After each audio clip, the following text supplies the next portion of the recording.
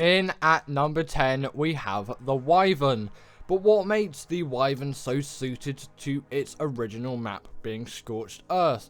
Well, when you think of Wyverns or dragons in kind of broader terms, I know they're different, but just they're very similar.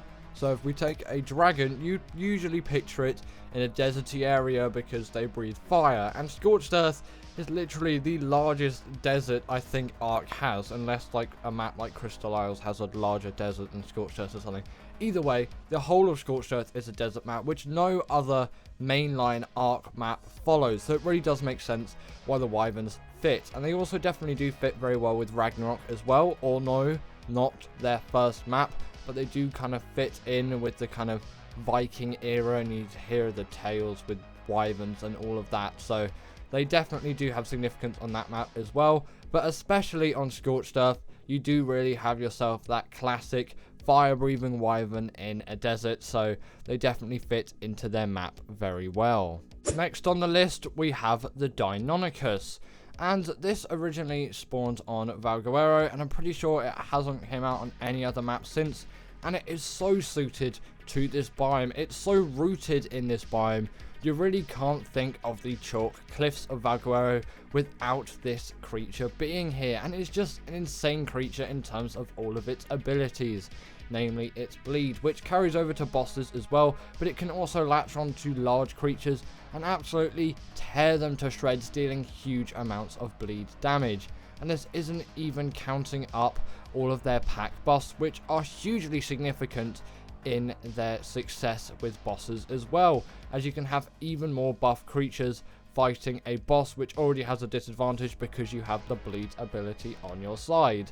Yes, they're no Titan killer, and you probably wouldn't use them for any of the Extinction bosses, but for all the other bosses, these are absolutely fantastic for any kind of boss which you may see. And they're just extremely mobile as well, which does help again for that boss fighting. And also these things are extremely mobile too, which definitely does benefit them just for general travel. Sorry, I said mobile, as in they can parkour across the map very nicely. That's what I should have said. Yes, albeit not as elegantly as the Thyla, but still a very decent method of travel around the general map of Valguero.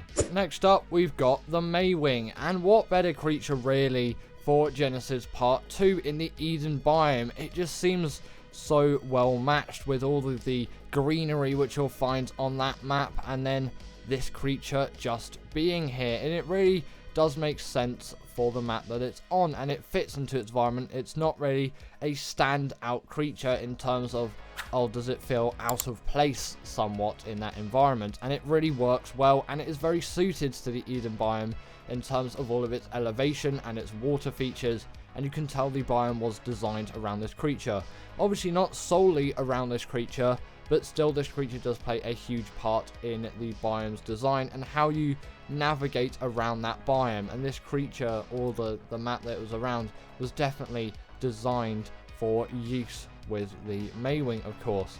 But they're not just incredible gliders, they're pretty much some of the fastest flyers on the map. No, they are also portable feeding troughs, which are really great for raising babies, as you don't have to worry about food concerns, and they also can gather some berries as well, which is just a nice bonus. You know, that's something we all need at this time of year. In at number 7 is the Crystal Wyvern, and considering it spawns on Crystal Isles, it makes sense why this is so suited to its map.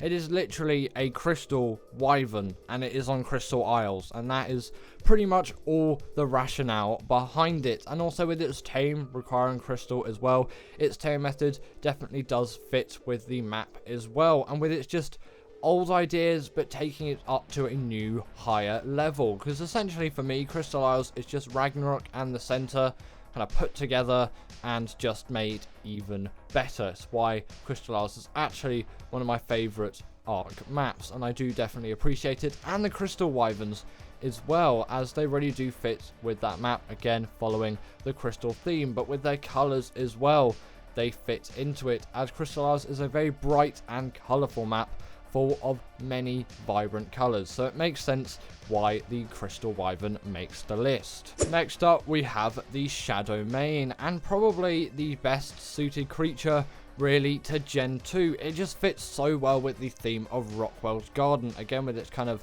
leafy fur that it's got on it. I know it's not really fur, but it's referred to as fur in its model if you look at its model data.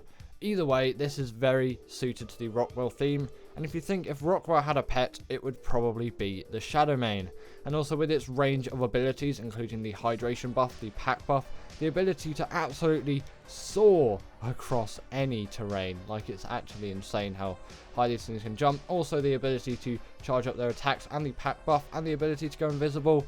It is insane how many abilities are packed into this creature, and they definitely are very suited to the Gen 2 theme of also just being really OP. And they're great in the water as well, which definitely does benefit them in the Eden biome and any places in Rockwell's Garden where there are any water spots. In at number 5, we have the Desmodus, and this really is a fitting creature for Fjordur, as it fits in with that Nordic theme. It kind of looks Nordic in a way, and especially the way its saddle is designed as well, and its color scheme, it fits that vibe very well. And with the abilities to go invisible, have sanguine elixir, and also the ability to steal blood bags from creatures, well, not steal, but essentially extract blood bags from creatures, it really does fit the theme of Fjordur being again bigger and better, being the new expansion to Ark, and just bringing even more to the game than what was there before, which really does benefit it, as it's kind of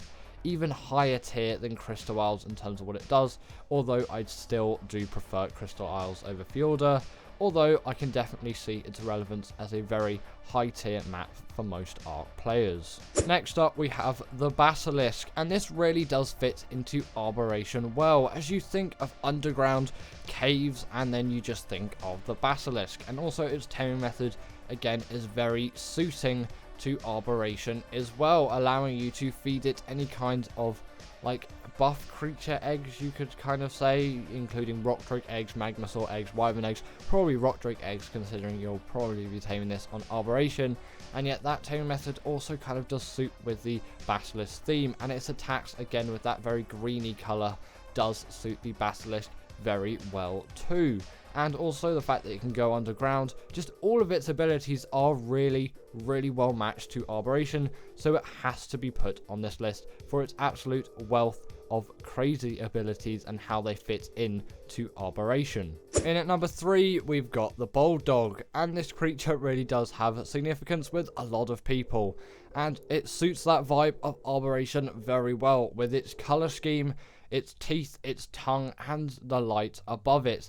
Just all of it screams Arboration, and if you put it in any other map, it really doesn't fit as well as on Arboration, and it's just so suited to that map. And the thing is, the fact that it's in that trailer as well, it really does make sense why it is one of the most suited Ark creatures to Arboration. Again, the Shinehorn and the Glowtail exist, but I think the Bulldog is the best of the three. In at number 2, we have the Rock Drake, and this is again a very significant creature in Arboration, and it is your sole way to get around that map, as pretty much no other creature stands up to the Rock Drake in terms of traveling on Arboration. And considering that it's 6 years old now, it is insane. But in terms of how it fits into Arboration, it is completely built into the red zone. A whole, essentially, biome is made for these creatures, which is where all their nests are, and you'll find all their negs. What's a neg? I mean, eggs. The same kind of goes for the wyverns as well, with the wyvern trenches, although crystal wyverns don't have any of that. And actually, the rock drakes used to be on Crystal Isles in the original modded version, but they were taken out for the actual release, which kind of does show their significance on Arboration, and that Wildcard really doesn't want these things on any other map. They may be, though, I'm not actually sure on that. Either way, the Rock Drake is very significant to Arboration, and it is fully associated with Arboration and somewhat useless on other maps, because its main gliding ability doesn't really work with all of those surfaces that you find on Arboration missing, because it requires a lot of those to grapple onto to actually get around the map. So it grapples onto any kind of vertical surface, and then you can get up some elevation, and then you can continue your gliding journey, which on some maps, especially the island where it's relatively flat for most of it, the rock drake doesn't really work too well. But it isn't suited for the island, it's obviously suited for arboration. And in at number 1 is the Reaper.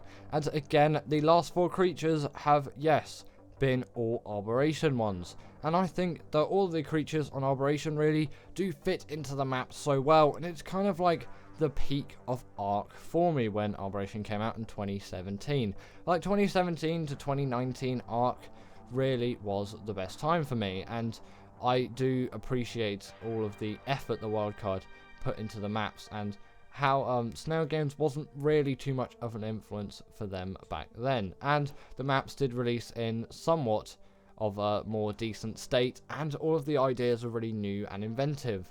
But considering Arboration's theme and also the theme of the red zone, the Reaper fits into this perfectly with its very disturbing taming method, essentially impregnating you and then that baby ripping out of your stomach, and then you having to pretend to be its mother by eating pheromone glands from already dead Reapers. It's actually really disturbing when you think of it. It definitely fits the theme, and with a huge xenomorph-like design with a wealth of damage and a wealth of health and really strong abilities, it definitely suits Arboration's theme for creatures. And when I think of Arboration, I really think of rock drakes and Reapers and bulldogs and basilisks, but Reapers will always come first, and they just really are the best creatures suited for arboration. But anyway, that is the end of today's video, and I really hope that you enjoyed it as I did enjoy making it. And I hope you enjoy your Christmas, and also comment down below what is the best fitting Ark creature to its map, and I'll see you all later.